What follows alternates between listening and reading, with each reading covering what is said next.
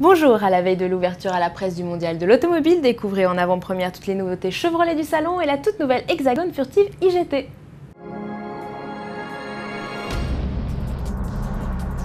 Chevrolet devance l'ouverture du Mondial demain aux journalistes et samedi pour les visiteurs en présentant au port de Javel à Paris ses 4 nouveautés en avant-première. Et bien entendu, l'équipe d'Autoplus.fr était de la partie.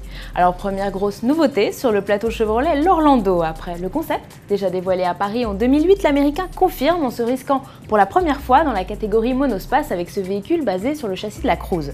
Et comme tout monospace qui se respecte, l'Orlando a misé sur une grande modularité. Il offre 7 places de série, un large coffre et des rangements multiples de la console centrale aux places arrière. Mais si Chevrolet veut séduire les familles, le constructeur a évité l'écueil du modèle plan-plan. L'Orlando adopte une allure de crossover, en particulier au niveau du bouclier arrière et des arches de roue musclées. Dans l'habitacle, les rangées de sièges sont disposées en gradin pour une plus grande convivialité et une meilleure vue des passagers. Sous le capot se retrouvent des motorisations tout en sobriété avec un bloc essence 1,8 litre de 140 chevaux et deux motorisations diesel 2 litres de 130 et 160 chevaux. Commercialisation prévue début 2011. Autre évolution importante, la Cruze passe en version 5 portes. Ce modèle phare de Chevrolet veut investir le segment des compacts et joue sur les recettes de la Cruze berline, soit une allure de coupé avec des porte-à-faux réduits à l'avant comme à l'arrière et une habitabilité importante avec un volume de coffre de 400 litres, soit un peu plus grand que celui d'une C4.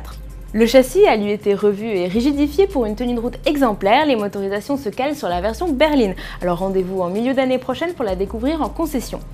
Mais le stand Chevrolet comptera également deux autres nouveautés avec l'arrivée de la nouvelle Aveo et celle du Captiva. Inspiré du concept Aveo RS vu notamment à Genève, en début d'année, l'Aveo offre une ligne sportive avec calandre à double étage, face avant punchy et poignée de porte arrière invisible sur la version 5 portes. Or sous le capot, à noter une version dynamique avec un bloc essence 1,6 litre, 215 chevaux et une autre plus sobre avec un moteur diesel 1,3 litre, 75 ou 95 chevaux doté du système Start and Stop.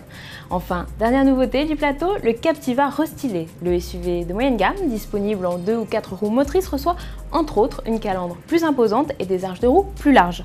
Mais les principales innovations sont à retrouver sous le capot avec l'arrivée d'un nouveau V6 3 litres de 258 chevaux et de deux nouveaux blocs diesel 2 litres 2.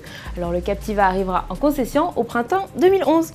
Allez, on termine avec une nouveauté française, la Furtive IGT, développée par Hexagon Motors, une société qui a fait ses classes dans le trophée Andros électrique. Ce coupé, 4 places, concilie sportivité et électricité.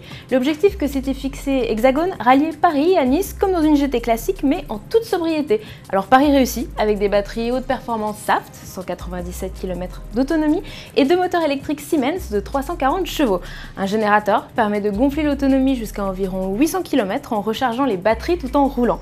Mais attention, si le bolide affiche 250 km/h de pointe, ne pas dépasser les 130 km/h est un impératif pour parcourir de longues distances. Présentée au Mondial, la Furtive IGT sera commercialisée en 2012. Allez, à demain pour un JT spécial Salon de Paris sur Autoplus.fr.